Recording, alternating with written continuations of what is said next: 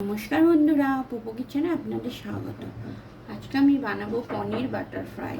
তার জন্য আমি এখানে পনির স্লাইস করে কেটে নিয়েছি।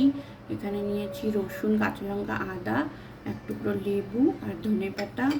এখানে আছে গোলমরিচের গুঁড়ো, এটা ময়দা, কর্নফ্লাওয়ার, স্বাদ মতো চিনি, বাটার আর ভাজার জন্য সাদা তেল। আর এখানে আমি নিয়েছি ফ্রিজের একদম চিল ওয়াটার। আমি কাঁচা লঙ্কা, ধনেপাতা, আদা রসুনের একটা পেস্ট বানিয়ে নেব। ধনেপাতা, কাঁচা লঙ্কার পেস্ট রেডি। আমি এবার পনিরগুলো একটা প্লেটের মধ্যে নিয়ে এগুলো মাখিয়ে নেব। লেবুর রস, ধনেপাতা, কাঁচা লঙ্কার পেস্ট আর নুন দিয়ে আমি মাখিয়ে নেব।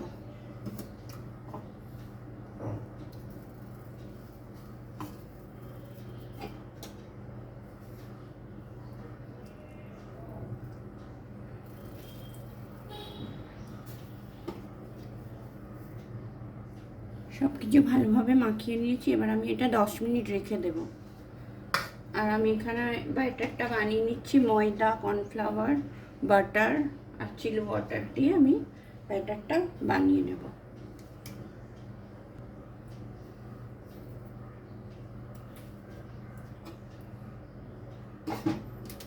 দিয়ে দিচ্ছি গোলমরিচের গুঁড়ো। বাটারটাও আমি এর সাথে দিয়ে দিয়েছি। এবার সব উপকরণ ভালোভাবে মিশিয়ে নেব। এবার দিয়ে দিচ্ছি স্বাদ মতো চিনি। এগুলো মিশিয়ে আমি ঠান্ডা জল দিয়ে ভালো করে ব্যাটারটা বানিয়ে নেব।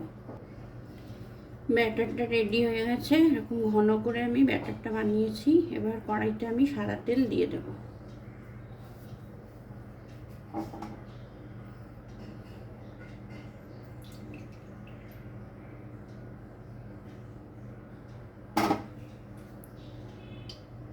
সাদা তেলের সঙ্গে আমি দিয়ে দিলাম 1 চামচ বাটার।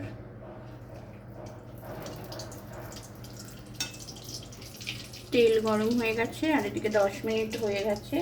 আমি এবার পনিরগুলো ব্যাটারে ডুবিয়ে ভেজে নেব।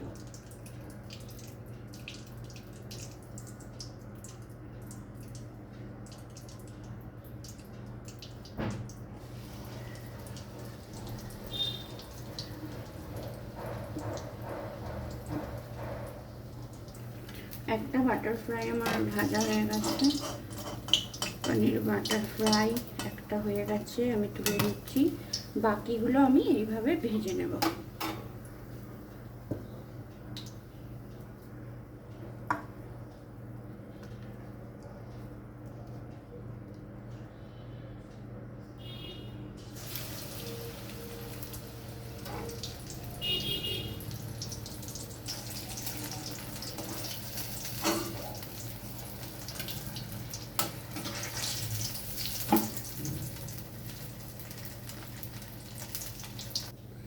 সব কটা আমার ভাজা হয়ে গেছে। এবার আমি একটা প্লেটের মধ্যে সব তুলে নিলাম।